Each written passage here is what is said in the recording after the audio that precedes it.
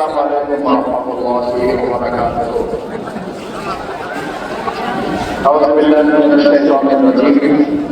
বিসমিল্লাহির রহমানির রহিম। 11 দলের নির্বাচনে মতলবী আসনে আজকে তারিক মামলার প্রতীকের সমর্থনে এই ঐতিহাসিক জনসভার সম্মানিত সভাপতি জননেতা জনাব মাওলানা ইসরাত মিয়া, আজকের ঐতিহাসিক জনসভা প্রধান অতিথি 11 দলের নির্বাচনের শীর্ষ নেতা, আগামী বাংলাদেশ পরিচালনার অন্যতম স্বপ্নদ্রষ্টা, মানবিক বাংলাদেশ নির্মাণের অন্যতম রূপকার, বাংলাদেশ জামাত ইসলামের সংগ্রামী আমির জামাত 2024 জুলাই আগস্ট গণঅভ্যুত্থানের অন্যতম সেনানী জননেতা জনাব ডাক্তার শফিকুর রহমান। আজকে তাকে আমরা বাউফল উপস্থিত করেছি। বাউফলবাসী আসনটি সম্মেলনে দাঁড়িপাল্লার প্রতীক হয়ে উপস্থিত করতে পারবে ইনশাআল্লাহ। আমাদের নেতাদেরকে কি ঢাকায় প্রোগ্রাম যেতে হয় নাকি আমাদের নেতা আমাদেরকে দেখতে আসে? আলহামদুলিল্লাহ, আমাদের নেতা প্রতিফল আমরা দেব ইনশাআল্লাহ।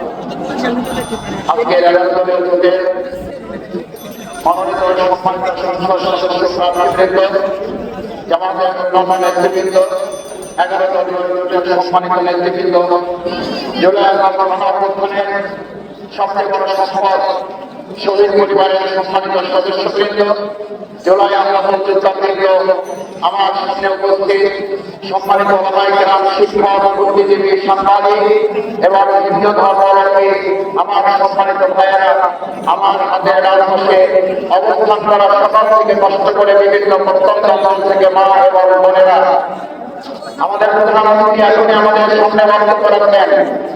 আমি আপনাদের সন্তান, আমি আপনাদের ছেলে, আমি আপনাদের সাথে 17 বছর লড়াই করেছি। আমি 17 বছর কিছু কথা বলেছি। আজ আমাদের প্রধানমন্ত্রীর কথা আমরা শুনব। আমি শুধু বলছি, যদি দাঁড়িপাল্লার নদী এখান থেকে আল্লাহ কবুল করে আপনারা বিজয় করেন, এখানকার সংসদ সদস্যের অফিস হবে দুর্নীতি ঘোষমুক্ত হয়ে তারা সত্য অভিযোগ প্রত্যাহার করা হবে। যাদের অভিযোগ পেশ করার পর প্রমাণিত হলে সেখানে পদক্ষেপ গ্রহণ করতে আমরা বাধ্য থাকব।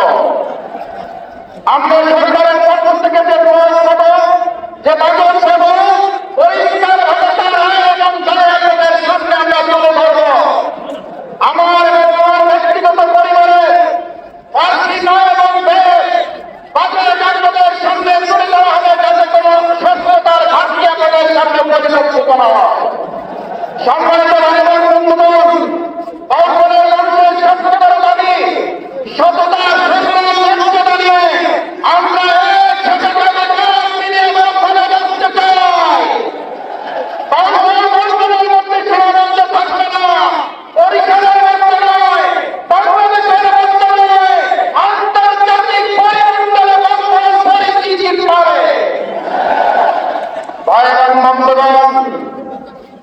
আমরা এখানে স্বাস্থ্য সেবা 170 থেকে 250 শয্যা, আমাদের গদা সেতু নির্মাণ, মায়েদের জন্য স্বাস্থ্য সেবা নিরাপদ করা, মাতৃত্বকালীন সুরক্ষার গঠন, আমাদের হিন্দু ধর্মাবলম্বীদের জন্য নিরাপত্তা সুরক্ষা সেট গঠন করা, প্রবাসী ভাইদের জন্য প্রবাসী কল্যাণ সোসাইটি নির্মাণ করে তাদের পরিবারের নিরাপত্তা নিশ্চিত করা, আমাদের সড়ক যোগাযোগ ব্যবস্থা ইতিমধ্যে যে রাস্তার সংকট তৈরি হয়েছে, রাস্তা থেকে রাস্তায় আমরা অবশ্যই রাস্তা ফিরিয়ে নিয়ে আসব।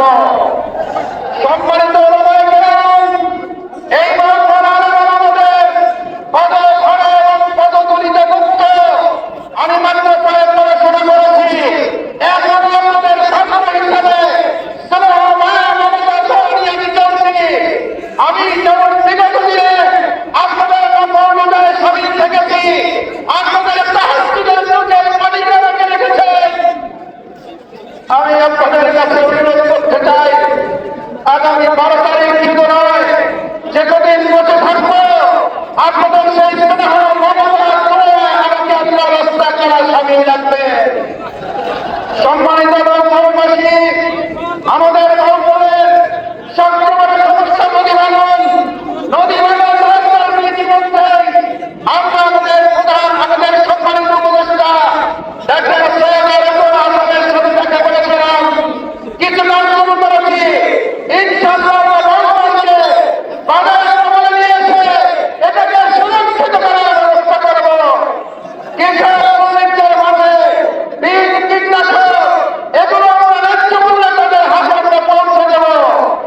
আমার ভাই বন্ধুগণ, আমি আপনাদের একটা কোশ্চেন রাখতে চাই। আমরা কি এবার 10 বছর ডাকাতি মামলায় জেলের খাতায় তাকে ভোট দেব, নাকি আমরা ন্যায়ের প্রতীকে ভোট দেব? যিনি ওসিকে এবং সরকার সাংবাদিক শিক্ষকদেরকে লাঞ্ছিত করেছেন তাকে ভোট দেব, নাকি সম্মান এবং মর্যাদার অধিকারী পাল্লায় ভোট দেব? আমার ভাইদের বন্ধুগণ, আসুন আগামী 12 তারিখ আপনার ভোট আপনি দেবেন। এটার সুরক্ষার দায়িত্ব আপনারা সবাই মিলে তারা আমার ভাইকে ডাকাতি করতে পারবে, আমাদের কেন্দ্রকে দখল করতে পারবে। কেন্দ্র পার্টিতে যদি আমার পরিবারের সাংবাদিক পরিবারের মধ্যে আমার পরিবারকে রাজনীতি হয়, বিচার করতে হবে, কেন্দ্রকে হাত দিয়ে